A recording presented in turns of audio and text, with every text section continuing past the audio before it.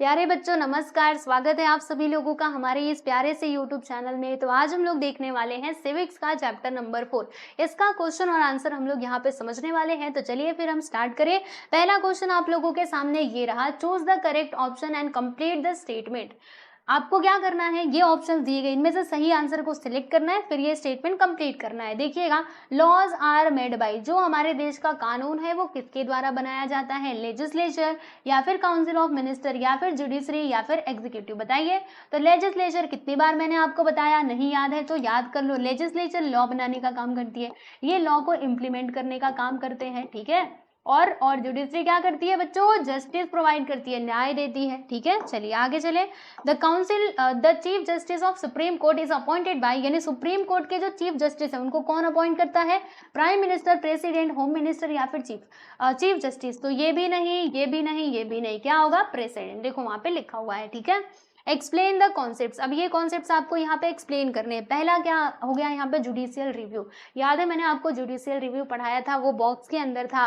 क्या होता है जुडिशियल रिव्यू, आइए मैं आपको बताती हूँ। देखो, अगर किसी सरकार ने, है ना, कोई ऐसा डिसीजन ले लिया जो क्या करता हो, कॉन्स्टिट्यूशन को एबॉलिश करता हो, वॉयलेट करता हो, तो ऐसे कंडीशन में क्या हो सकता है, जो हमारी जुडिशरी है ना, वो उसके पास ये राइट है कि वो उस कानून को पूरा के पूरा खत्म कर दे, रद्द कर दे। तो वही देखिएगा, the most important responsibility entrusted to the supreme court is the protection of the constitution. इसकी मोस्ट इंपॉर्टेंट रिस्पॉन्सिबिलिटी तो यही है कि कॉन्स्टिट्यूशन की क्या करे, रक्षा करे, राइट। तो देखो यहाँ पे पावर है सुप्रीम कोर्ट के पास कि स्ट्राइक डाउन एनी लॉ, मतलब वो स्ट्राइक डाउन यानी क्या, खत्म कर देना, रद्द कर देना किसी भी लॉ या फिर किसी भी एक्ट को जो इलीगल हो, ओके, जो क्या करता हो, कॉन्स्टिट्यूशन को वॉयलेट करता हो, ठीक है प्यारे दोस्तों, है ना। तो उसी को हम क्या कहते हैं, जुडिशियल रिव्यू कहते हैं, राइट। नेक्स्ट है पब्लिक इंटरेस्ट लिटिगेशन। अब ये क्या होता है, मैंने ये भी बताया था। जैसे मान लो आप क्या हो, आप एक, मतलब आप ना सबकी तरफ से, अपने गांव के लोगों की तरफ से कोर्ट के अंदर पिटिशन दायर कर रहे हो किसी भी मतलब विवाद को लेकर के,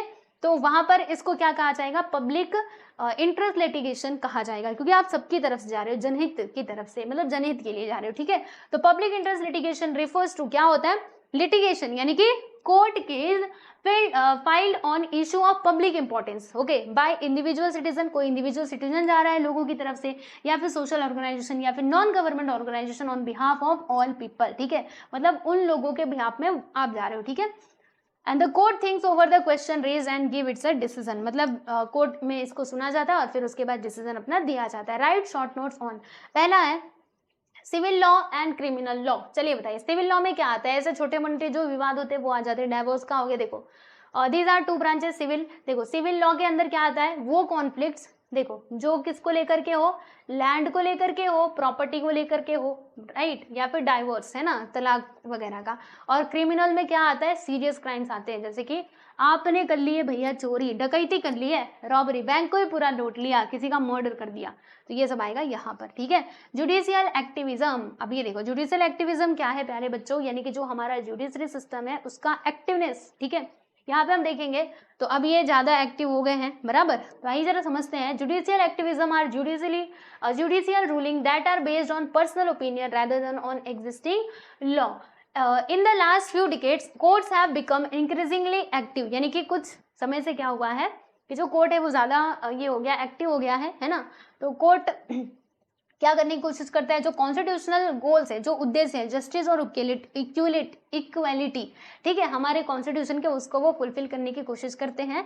and it provide a legal protection, legal protection किसको प्रोवाइड करते हैं, marginalised sections in the society like women और ट्राइबल वर्कर्स, फार्मर्स और चिल्ड्रन। तो ये है आपका आंसर, ठीक है प्यारे दोस्तों, समझ आ गया, ओके। चलो आगे बढ़े, answer in brief, why are laws necessary in society, यानी सोसाइटी के अंदर लॉज क्यों जरूरी हैं, चलिए बताइए।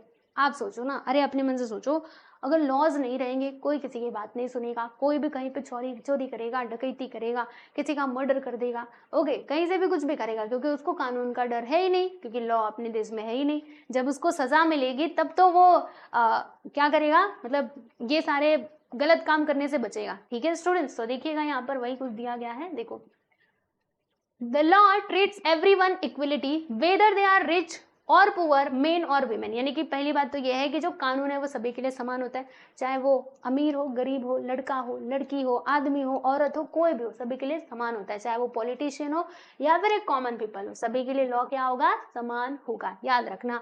फिर law serve as a norm of conduct for the people of the society, है ना, एक रूल के तौर पे होता है हमारे लिए।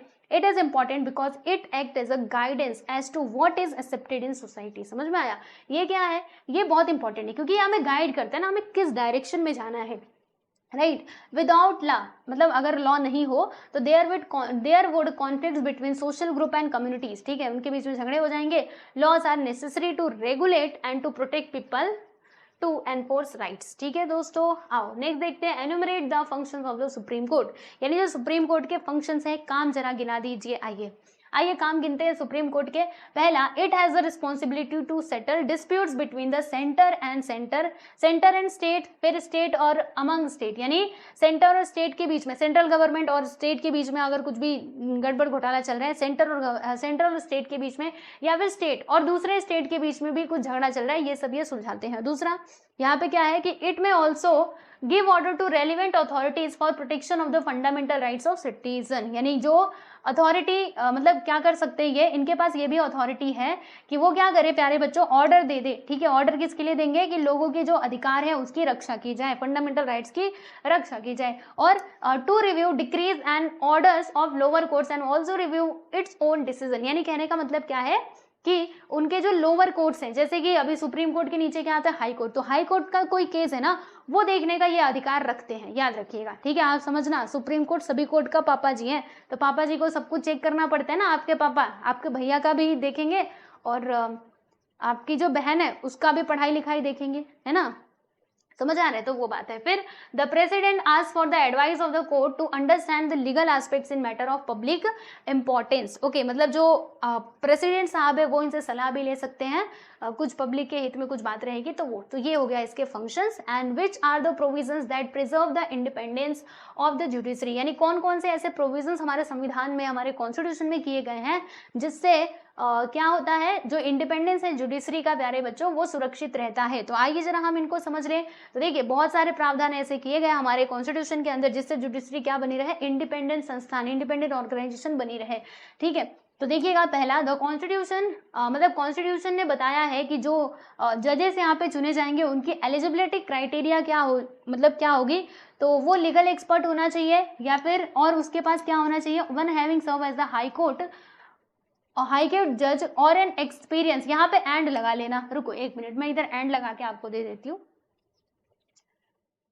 कहाँ पे एंड लगाना है, देखिए ये जो और है ना इसकी जगह पे एंड लिख लेना प्यारे दोस्तों, क्योंकि लीगल एक्सपर्ट का मतलब लीगल नॉलेज तो उनके पास होना ही चाहिए, लेकिन इसके साथ साथ ये चीज होनी चाहिए। यहाँ पे ना एंड आएगा, मैं छोटा सा लिख देती हूँ एंड, ठीक है, समझ आ गया, ओके चलो समझ गए ना, बस इतना ही मेरे लिए काफी है।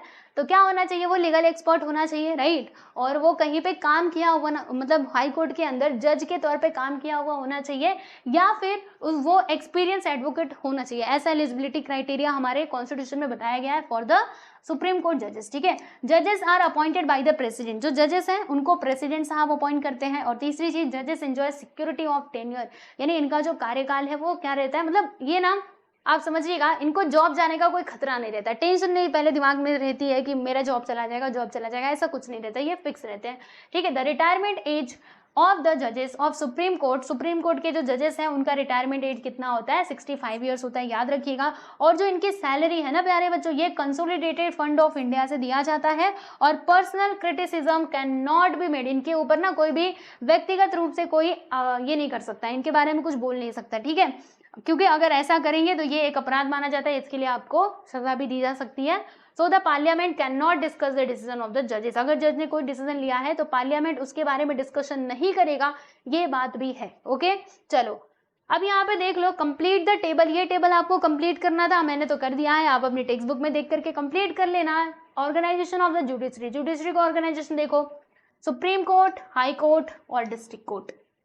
सुप्रीम कोर्ट में होते हैं चीफ जस्टिस, हाई कोर्ट में भी चीफ जस्टिस होते हैं, बाकी उनके साथ जजेस होते हैं, ये चीफ जस्टिस यहाँ के मेन होते हैं, यहाँ के मेन होते हैं, फिर ये डिस्ट्रिक्ट कोर्ट में डिस्ट्रिक्ट जज होते हैं, राइट। आप देख लो यहाँ से सब कुछ कंप्लीट हो चुका है ना। तो आप देख सकते हो 4 चैप्टर भी कंप्लीट हुआ। अब उसके बाद यहाँ पे बच रहे 2 और चैप्टर्स, तो उनके भी क्वेश्चन आंसर्स आपको मिल जाएंगे, प्लेलिस्ट में जाकर के देख लेना। ठीक है बच्चों, चलो आज के लिए बस इतना ही, मिलते हैं अगले वीडियो में। ओके चलो बाय एवरीवन।